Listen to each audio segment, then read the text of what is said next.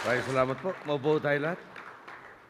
Secretary Marojas, galang-galang na Leonardo Sandy Javier ng Javier, Representative Mel Sarmiento, Mayor Jeremy Goulart, Mayor Ferdinand Abisamis, Mayor Democrito Diamante, Mayor Diosdado Palasigue, Mayor Ace Ceriles, Mayor Abraham Burhan, Governor Mujib Bataman, mayors, members, and staff of the League of the Municipalities of the Philippines, local government officials present, honored guests, sama ko na po si George Javier. Ladies and gentlemen, mga minamahal ko po kababayan, magandang umaga po sa inyo lahat. Yung maganda ho concentration ko pagpunta dito. Kala ko kaya ko nasagutin lahat ng tanong nyo. Nakita ko lang ho si George. Nasira ho yung concentration ko. Matagal ko na ho kaibigan to dahil nag-abot ho kami sa college niyan.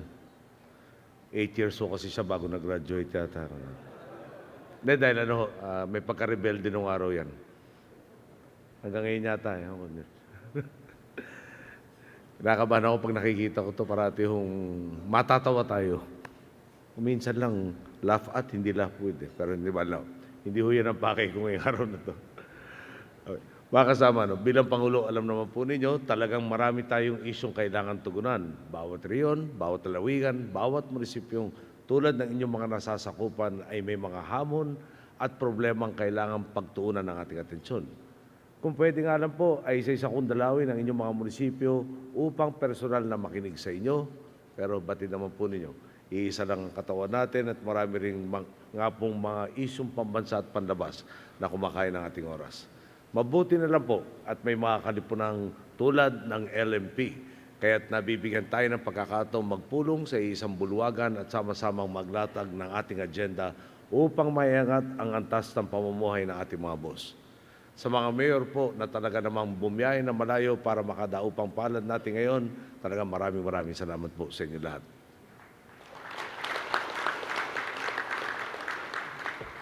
Batid ko po, malaking papel na ginagampanan ng ating local government units. Kung ang pagpapalakad ng buong bansa ay tungkulin ng pambansang pamahalaan, kayo naman sa LGU ang direktang nakakasalimuha ng ating mga mamamayan. Kayo ang nagtutuloy ng pambansang agenda tungo sa bawat sulok ng ating bansa. Kayo ang bukal at ang pinagtutunguhan ng ating ipinapatupad na proyekto. Sa pamamagitan ninyo, nararamdaman ng ating mamamayan kung tumutotoo ang gobyerno sa pananataan nitong maglingkod sa bayan. Kaya nga, ang tagumpay o pagkabigo ng isang administrasyon ay nakasalalay sa pakikipagtulungan ng local government unit sa pambansang pamahalaan.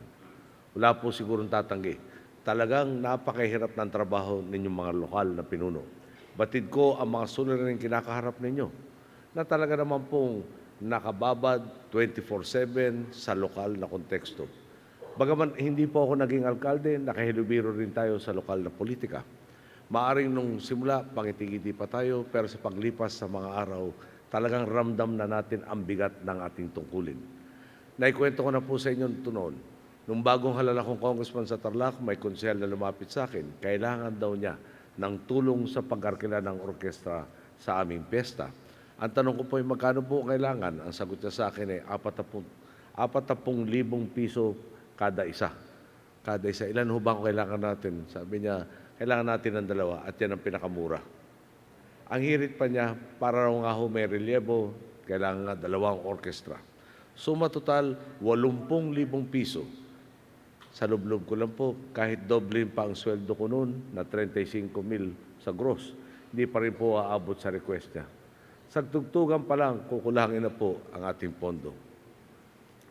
Isang halimbawa pa lang po yan sa napakahabang listahan na hinihingi sa atin bilang mga pinuno, mula sa pinakamaliliit hanggang pinakamalaking hiling. Sabi nga nung iba, masaklap pa kapag may humingi ng 10 at nabigay mo o nagawa mo ng paraan ang siyam, ang tanging maalala nila ay yung isang hindi mo napagbigyan o naibigay. Tama ho ba?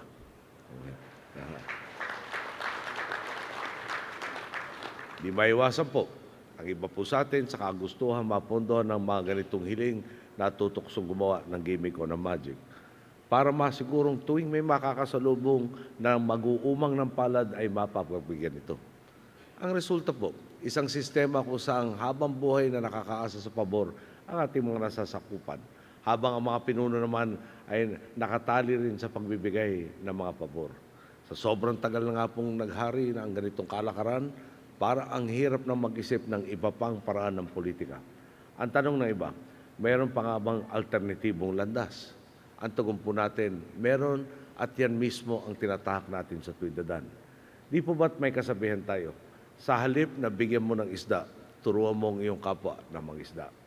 Pinapatibay natin ang ating mga pambansang institusyon at binibigyan lakas ang ating mga lokal na pamahalaan. Itinataguyod natin ang isang sistemang tunay na tumutugon sa pangangailangan ng taong bayan, kung saan ang ayuda ay hindi grasya o pabor, hindi nakukuha sa pag-umang ng palad sa padrino o sa koneksyon, hindi nakasalalay sa kapritso ng mga nakaupo sa pwesto, kundi karapatang makukuha sa pagsunod sa tamang patakaran. Naniniwala rin po tayo, ang mga nagpapakitang gilas sa serbisyo marapat lamang nabigyan ng insentibo.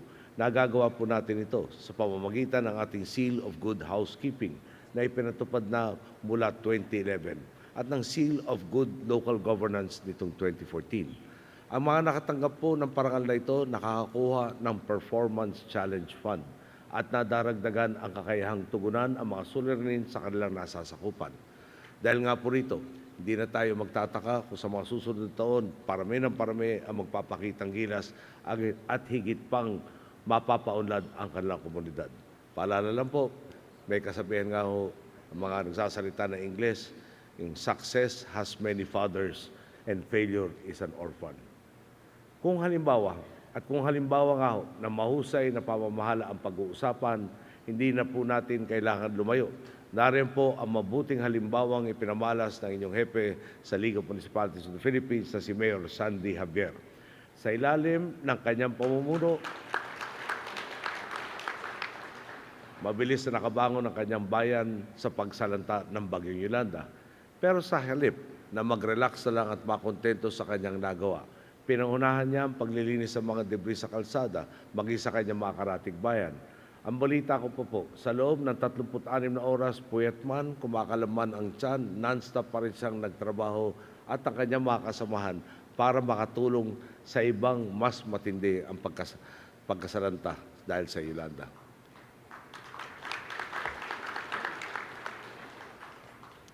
Tunay nga po, sa malasakit at tiwala natin sa isa't isa, napakalaki na ng pagbabago na sa katuparan sa ating bansa. Sa mabuting pamamahala, patuloy ang paglago ng ekonomiya na siya namang nag-aangat sa ating kakayahang pondohan ng ating mga serbisyong panlipunan. Sa Patawid Pamilya Pilipino Program, kung 800,000 lang noon, ngayon 4.4 million na ang kabahayang benepisyaryo nito. Sa PhilHealth, napalawak na rin natin ang hatid ng mga serbisyo. Sa edukasyon, napuno na rin natin ang mga minanang backlog sa silid-aralan, textbook sa tupuan upang mas mapataas ang kalidad ng edukasyon ng ating kabataan. Talaga naman pong pinapabuti natin ang buhay na napakarami nating kababayan. Pinapalawak ang pagkakataong tumulak sa pag-asenso at inaangat ang kanilang kakayahang makiambag sa pagpapaunlad ng lipunan. Tuloy-tuloy din ang transformasyon na isa sa katuparan natin sa sektor ng infrastruktura. Kamakailan lang, pinasirayaan ang ipinagawa nating Lulutang Bridge sa Isabela. Yung lulutang po salitang ibarag. Pero nung unang binanggit po sa akin, lulutang, sabi ko, ba't naman kaya magtapapangalan ng tulay, lulutang? Baka naman yung tulay na yun, lulutang at lulubog. No? At sa tutulan po, no?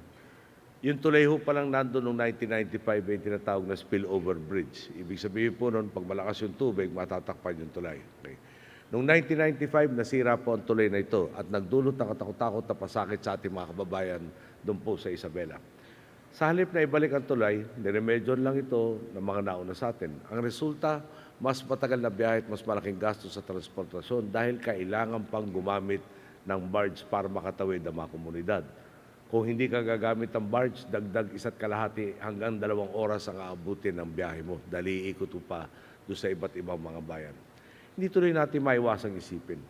Bakit kaya hinayaang magdusa ng matagal na panahon ang ating mga kababayan at ipagkait sa kanila ang nararapat na serbisyo? 20 years po yan, halos isang henerasyon ng dumaan. Pwede naman pala matapos sa loob ng 3 taon. Isa pa akong halimbawa, Halaor River Multipurpose Project 2 naman sa Iloilo. 1960 pa raw po nung naisip gawin ito.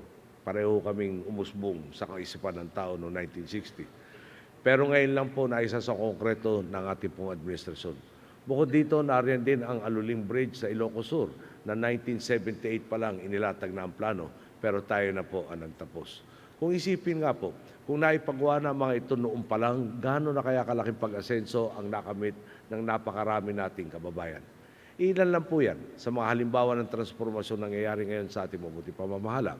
Di po ba dati, ang laging bukang bibig ng gobyerno, walang pera sa kaban ng bayan. Alam po ni Manong Hussein Amin yan, magkasabay kami sa Kongreso ng panahon na yun. Ngayon, napapatunayan natin kung hindi na nakawin ng pondo, hindi ito magkukulang. Malinaw naman po, pinagtutuunan natin ng pansin ang kapakanan ng mas nakakarami nating kababayan at isinusulong ang mga inisyatibang pangmatagalan ang hatid na benepisyo. Ang dati mga proyektong dinadaan sa politika ngayon inaayon sa tamang proseso. Ang dati mga benepisyong piling-pili ang nakikinabang, pinipilit natin palawakin upang masaklaw ang lahat. May mga politiko nga pong hindi man natin kapartido ay nagpo-post pa sa social media, nagpapasa ng resolusyon o naglalabas ng mga ad upang magpasalamat sa ating administrasyon para sa mga bagong gawang kalsada, tulay, iba pang infrastruktura at iba pang tulong sa kanilang mga lugar. Klaro po.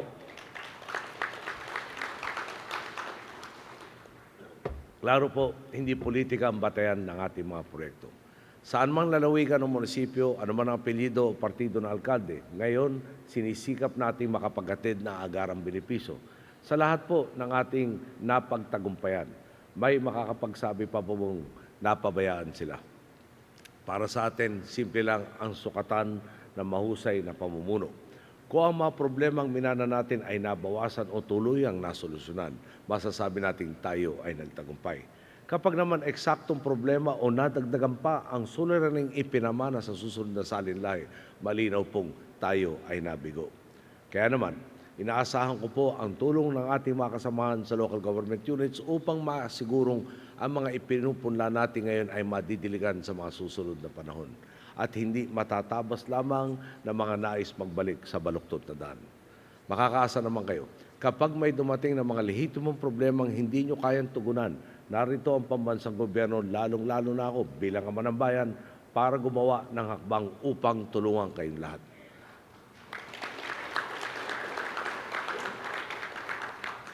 Talaga naman po, kung magtutuloy-tuloy tayo sa tuwid na daan, lalo pang gaganda ang ating patutunguhan.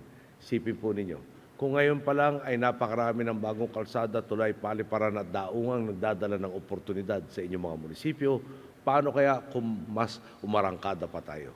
Kung ngayon pa lang lumalago na ang ating ekonomiya, gaano karami pang negosyo ang itatayo, gaano karami pang trabaho ang malilika, kung sisiguruhin natin ang integridad at katapatang bukal ng kumpiyansa ay patuloy na magiging haligi ng pamamahala. Kung ngayon pa lang, halos 5 taong matapos panumbalik ang pag-asa ng ating mga boss, ay napakalayo na ng ating narating, gaano pa kaya katayog ang mga pangarap na maaabot natin kung magtutuloy at dadami pa ang mga reformang ipapatupad ng susunod na magiging pinuno. Ang hamon sa ating ngayon, siguruhing maging permanente ang bunga ng ating mga pagsisikap. Kung naniniwala tayo naghahatid ng pakinabang ang landas na ating tinatahak ngayon, makatuwiran lang na ipagpatuloy natin ito. Bilang mga pinuno, tinatawag tayo sa bawat sandali ng pamamahala. Tumututo tayo sa ating salita, piliin natin ang tama at unahin natin ang kapwa. Ipamana natin sa susunod na mga henerasyon ang isang bukas na di hamak na mas maganda kaysa sa ating pong dinatnan. At bilang tugon po doon sa hinihingi ni kagalang-galang Sandy Javier, bagamat ngayon ko lang ho narinig yung kanyang mungkahe, meron na po tayong sagot sigurong dapat ibahagi sa inyo. Okay. Pinaalala ho sa atin na pwede kayo magtaas ng local taxes, pero wag na ho natin pag-usapan yan, lalo na malapit na eleksyon, baka marami magalit sa inyo. No? Pero dahil nung gumanda na ho ating ekonomiya, gumanda pa ho lalo ang ating tax collection, sa totoo lang po, yung pie na pinag-uusapan, o greater slice of the pie, ganito po ang nangyari. Noong 2010, ang share po sa IRA ay 265.8 billion. Ito pong 2015, ang tinataya po ay 389.86 billion. Pera pa ho yung Performance Challenge Fund at iba pa mga at saka yung bottom-up budgeting na ating po pinag-usapan. So bago po naparating, kung sinasabi nyo, lakihan yung slice, mukha akong lumaki na yung slice. Maski na hindi pa natin in-slice ulit yung pie. Okay. Ngayon po, bahagian ko lang yung, alam nyo, bigyan ko kayo ng sample ng problema ko. Baka mapansin nyo, lalo lumalago yung buhok ko. No. Yung sa ating pong uniformadong hanay, malaki ho ang ginugugol natin sa kanilang, lalo sa retirement at sa pension. Na mga siguro 2 years ago na lampas 50 billion pesos na po. Next year, tinataya po nasa 80 plus billion pesos ang pambayad nun. Ang problema po niyan dalawa. Una, walang pension system talaga doon sa ating uniformadong hanay. Puro galing sa budget. Yung pangalawa po, nagkaroon ng tinatawag na indexing. Pag tumaas ang sahod ng aktibo, tataas rin yung benepisyo ng retirado. So, kayo, naiintindihan naman ho nyo natin lahat, no? Meron kang obligasyon, wala ka naman pagkukunan. At kailangan nating ayusin yung sistema. So, pinag-aaralan, no? Paano ba natin maiwas yung sistema? Ang kakailanganin na hong pondo para maitayo yung kanilang pension system, no, halos 2 trillion pesos. Ulitin ko lang po yun, no? Yung isang estimate po, nasa 4.3 trillion. Yung isang estimate po, 1.7 trillion. Okay. Yung budget po, 2.6 trillion. So, ipasok natin yung buong budget, kulang pa. So, ang dulo po niyan, no, gusto ko man sabihin, no, sige, lakihan natin ng slice ng pie nyo. Siguro kaya ko i-commit sa inyo. Sa mga nagpapakitang gilas nga ho, hindi mahirap dagdagan ang inyong pondo. Sa mga marami naman po problema idudulot sa atin, medyo nag-iingat tayong dagdagan ang pondo. So, nasa sa inyo po yan. No, magtulungan tayo dito, yung success will breed success. No? At pasensya nga, yung failure will breed an orphan. So, ulitin ko lang po, tama namin, nakikita namin ang mga sulat na hinaharap nyo, papel namin, bawasan rin ang problema ang kinaharapan nyo. Yan po, umasa kayo. Magandang araw po, maraming salamat po sa inyo.